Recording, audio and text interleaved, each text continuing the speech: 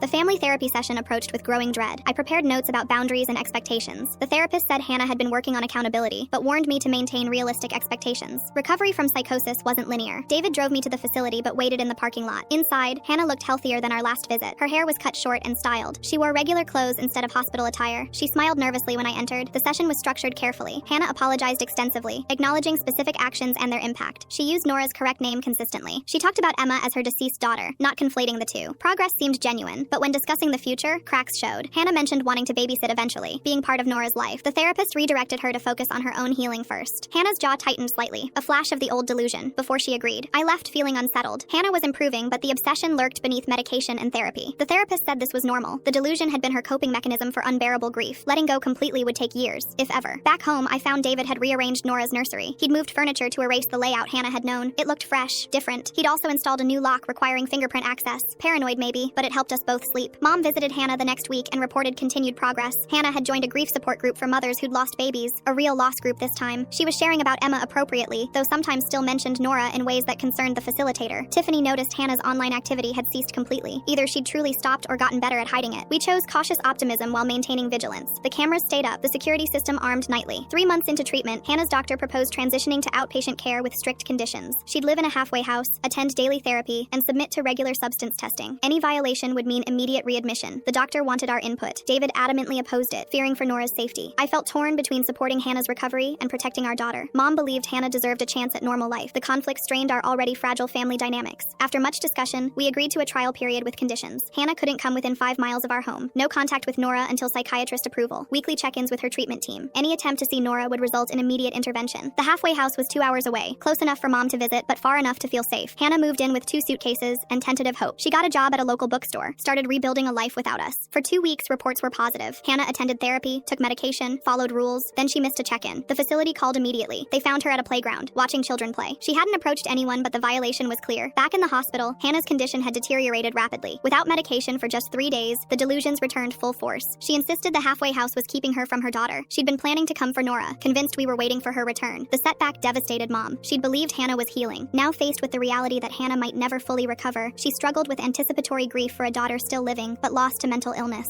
I made the difficult decision to file for a restraining order. David had suggested it months ago, but I'd resisted, hoping treatment would be enough. Now I needed legal protection for Nora. The judge granted it based on the extensive documentation of Hannah's actions. Hannah's lawyer contacted us about the order, playing hide and seek with emails while building a network of baby rescue believers. Hannah's turning mental health treatment into a spy thriller where the twist is everyone already knows the plot. Hannah felt betrayed, couldn't understand why we'd abandon her. The lawyer, clearly frustrated with his client, said he'd tried explaining, but Hannah insisted it was temporary until she could prove she was Nora's real mother. Tiffany helped us establish new routines without constant fear. We enrolled Nora in a small daycare, carefully vetted with strict pickup protocols. I returned to work part-time, needing normalcy. Life crept forward despite the shadow Hannah cast. 6 months after the restraining order, Hannah stabilized again. This time, doctors recommended long-term residential treatment. The facility specialized in severe postpartum disorders with years-long programs. It meant Hannah wouldn't be in our lives for the foreseeable future. Mom drove Hannah to the new facility. She said Hannah seemed resigned, perhaps finally understanding the severity of her condition. She'd packed Emma's ultrasound photos and a journal. No pictures of Nora. Mom saw it as progress, however small. I received monthly updates from Hannah's new treatment team. Slow progress with significant setbacks. She'd accepted Emma's death intellectually but emotionally struggled. She still sometimes asked about her living daughter, but could be redirected to reality with therapeutic intervention. David and I focused on our own family. Nora grew into a curious toddler with no memory of her early trauma. We decided against telling her about Hannah until she was much older. For now, she knew Aunt Hannah was sick and getting help far away. The first year passed with cautious stability. Hannah remained in treatment, making incremental progress. She'd started corresponding with Mom through supervised letters, never mentioning Nora directly but asking how everyone was doing. Mom shared selective updates. I found peace in small moments. Nora's first steps without checking for Hannah. Family dinners without security cameras. Bedtime stories without barricaded doors. The hypervigilance faded to normal parental concern. We were healing. On Emma's birthday, I sent Hannah a card through her treatment team. Simple acknowledgement of her loss. She responded with thanks and a poem she'd written about grief. No mention of Nora or delusions, just a mother missing her daughter who died. As Nora's second birthday approached, I felt conflicted about Hannah's absence. She was my sister who'd raised me, who'd been my protector, but she was also the woman who'd tried to steal my child. The therapist said holding both truths was part of healing. We celebrated quietly with close family. Mom took photos to share with Hannah someday when appropriate. David relaxed enough to enjoy the party. Nora laughed at her cake, unaware of the complex history surrounding her existence. That night, I tucked Nora into her toddler bed in her own room. No cameras, no alarms, just normal bedtime routine. David and I stood watching her sleep peacefully. We'd survived something unimaginable and come through scarred but intact. The restraining order would remain indefinitely. Hannah's treatment would continue for years. Our family had reshaped itself around mental illness and loss. But in that quiet moment, watching our daughter dream safely, I felt something I hadn't in so long. Simple contentment. Life had returned not to what it was before, but to something new. We'd learned to live with uncertainty, to find joy despite trauma. Hannah remained part of our story, our history, but no longer controlled our future. We were finally free. Thanks for sticking around while I tried to make sense of all these twists and turns. Definitely one wild journey. Until we cross paths again, if you made it to the end, drop a comment. I love reading all your comments.